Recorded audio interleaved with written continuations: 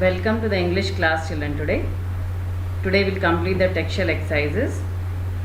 Now this first bit, if you all see, complete the following table about the failures and successes of the great personalities mentioned in the lesson you have just read. The first one is done for you. If you see this here, the first one, the serial number 1, we have Abraham Lincoln. His failures and rejections he faced: failed in business, defeated in legislative elections, had nervous breakdown, lost congressional race and senatorial race. So these are his failures and rejections that he faced in his life. So finally, what success did he get? Elected President of United States of America. So in this way, each table you all have to fill up. So now in the second one, if you see, they did not give us the person or the failures or rejections he faced, but they only gave us the final success, what he got. So now if you can see here, the answer table I have prepared for you all. This, the man who invented the triode stew here. Okay, so who is that man? Lee D. Forrest.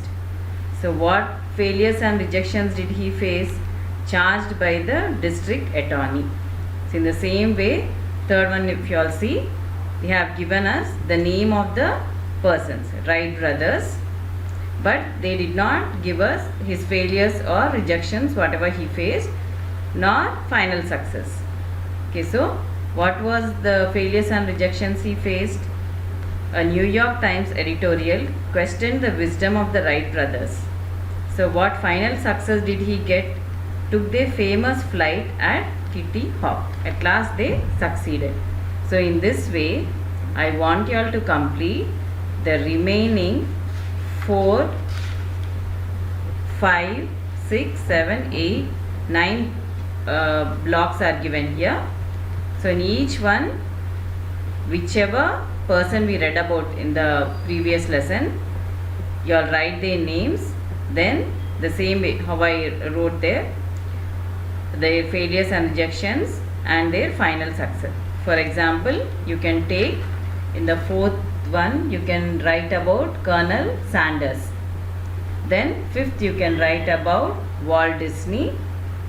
Then sixth, Thomas Edison. Then Henry Ford. Then eighth one, Lee Iacocca. 9, Ludwig van Beethoven. Like that, whichever table is not filled up there, you all have to fill up, see and fill up whatever is necessary there. Okay, now the next page, if you all see, children, we have study skills. I'll read this following story for you, then in the end we have a table to complete.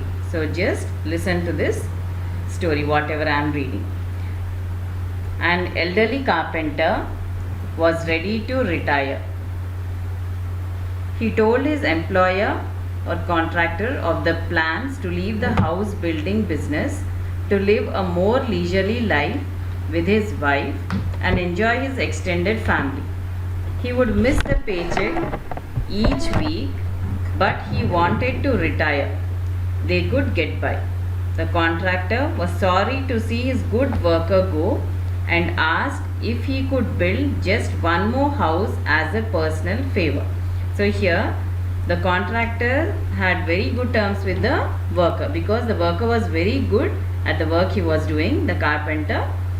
So when the carpenter wanted to leave his job, the owner was very sad. So what did he ask the carpenter to do? To build one more house for him as a personal favor. But over time, it was easy to that his heart was not in his work. So the carpenter agreed because it was the last favor which he had to do for his master. When he took up his task, all these years, he was very much interested in his work. So whatever work he did, he was doing it with interest. But when he decided to leave the job, now it was not easy for him to concentrate. So he was only doing this work only to satisfy his master. He resorted to shoddy workmanship. Shoddy, children, meaning of shoddy, badly made. So what did he do? His workmanship became very shoddy, means he did not have any interest to do this work. For example, I'll use it in a sentence.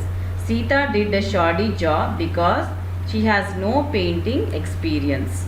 So whatever work she did was very shoddy, badly made, and used inferior materials. It was an unfortunate way to end a dedicated career. So here the carpenter, because he was not interested to complete his work, so whatever he did was not at all good. Okay, he even used very inferior materials. Then one day what happened? When the carpenter finished his work, his employer came to inspect the house. Then he handed the front door key to the carpenter and said, "This is your house, my gift to you." So imagine what must have gone across this carpenter. As soon as he finished his work, the employee came to inspect the house. Then what did the employer do? He handed over the new house keys to the carpenter. The carpenter was shocked because the work whatever he did, the last work whatever the owner asked him to do, he did not do it properly. What a shame. If he had only known that he was building his own house, he would have done it also differently. So it is with us. We build our lives a day at a time, often putting less than our best into the building. So we also, children, whenever we try to do our work or to complete our work, okay, so if we put our interest in that, the work whatever you complete will be the best. Okay, even if it is about your career, even it is about your choices that you make, everything, if you are interested in that, the output will be very good. Then with a shock we realize we have to live in the house we have built. So after some years, now during the study years of yours, now some may not be interested in studies, but in the future that only will be the best part of your, okay, if you study hard, your future will be your best. If we could do it over, we would do it much differently. So by the time you settle down, if your life is not at your best, then you will sit and think that we should have done it differently, which cannot be done. But you cannot go back. You are the carpenter of your life, and every day you hammer a nail, place a board, or erect a wall. So every day whatever you do, your study, your career, whatever you do, that will make a mark in your life. Someone once said, life is a do-it-yourself project. Your attitude and the choices you make today help the build house you will live in tomorrow. Therefore, build wisely. So here the house is compared to your life here. So the moral what you get in the story is, build your life with good attitude. Okay, then everything will come at its best for you. So here, children, if you see this, the next part, complete the table given below. So in the first serial number 1, if you see, points to be observed, evidences from the story. So the first one I will explain to you all.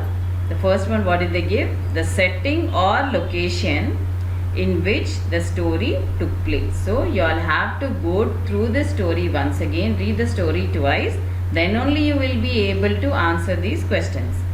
So the setting or location in which the story took place. So where was it? It may be a building, or it is setting where you can show the retirement of a carpenter. The main characters in this story. Who are those main characters? A contractor and a carpenter. So like this, they have given us 7 numbers here, 7 blocks here to fill up, and they have given us points what you have to pick up from that. The turning point of the story, the irony in the story, the message in the story, and suggest a possible title. If you notice here, we don't have a title for this story. They did not give us any title for the story.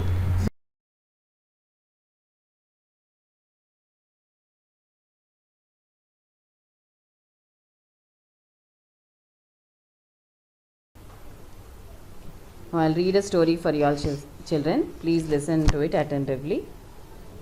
This is from the textbook. We have another part of the textbook where we have text for listening.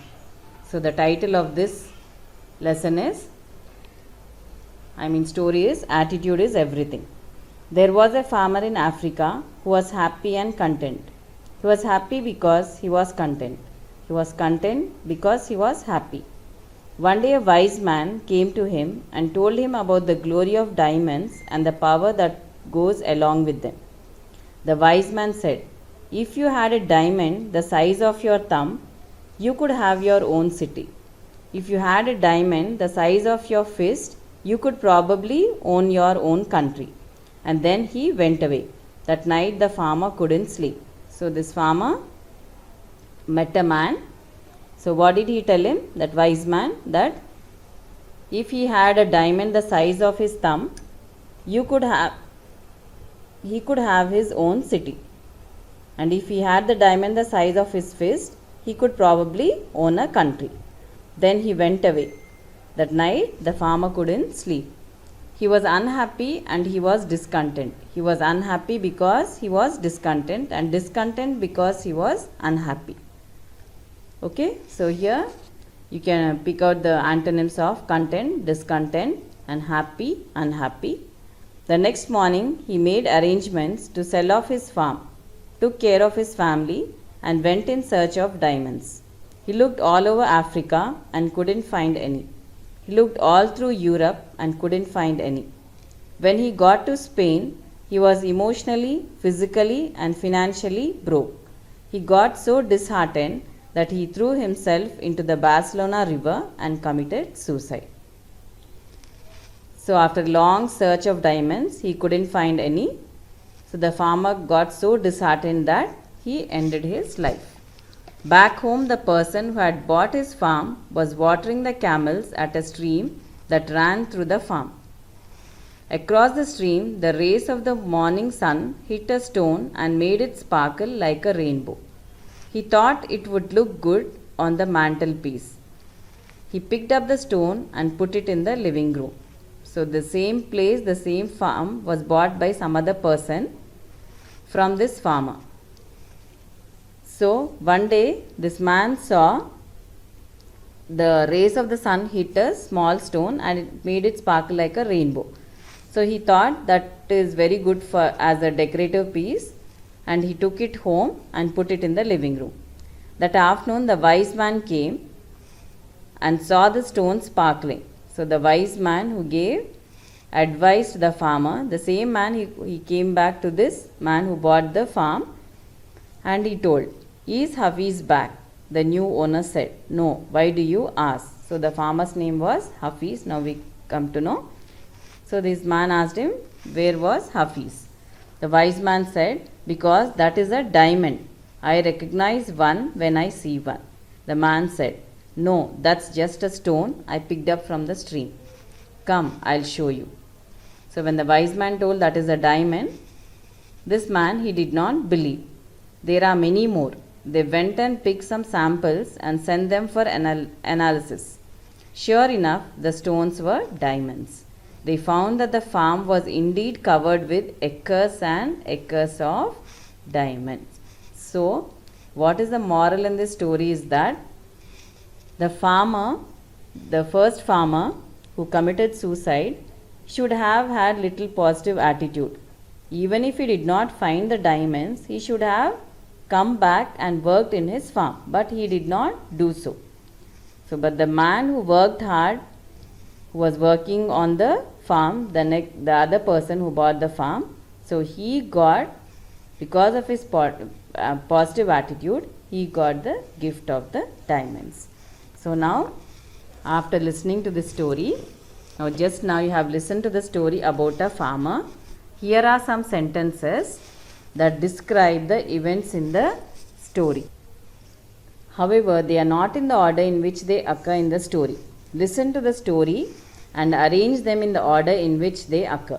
Put one after the event that occurs first, two against the next, and so on. So, here they have given us some sentences here. They are all jumbled up. they are not in an order.